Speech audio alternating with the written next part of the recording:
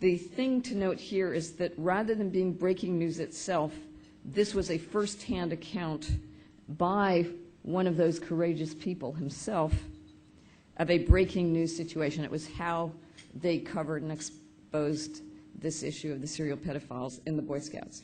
The story of journalistic coverage and principle should be read by every journalist and aspiring journalist in the nation, say the judges. On behalf of our judges, Dean.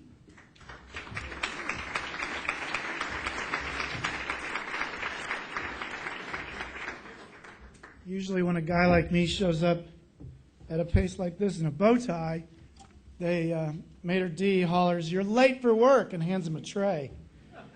I wanted to salute my co-finalists.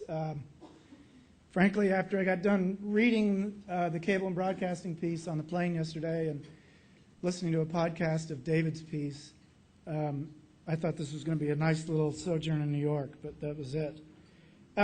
Editors too rarely get credit in journalism awards, and my editor at Neiman Reports did an extraordinary thing. Melissa Ludke made room in her publication for a story of hope, which is all too rare in the trade press, in my opinion.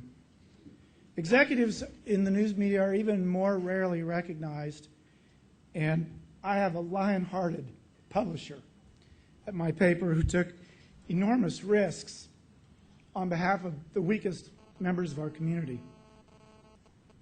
And finally, I took the owner of my company to task in this piece, and he hasn't fired me yet, which is a pretty substantial commitment to the First Amendment, in my opinion. I'm honored to accept this in solidarity with all of America's great newsrooms in obscure places. The Valley News in New Hampshire, the Anniston Star, the Naples, Florida paper, Bakersfield, California, and the Half Moon Bay Review.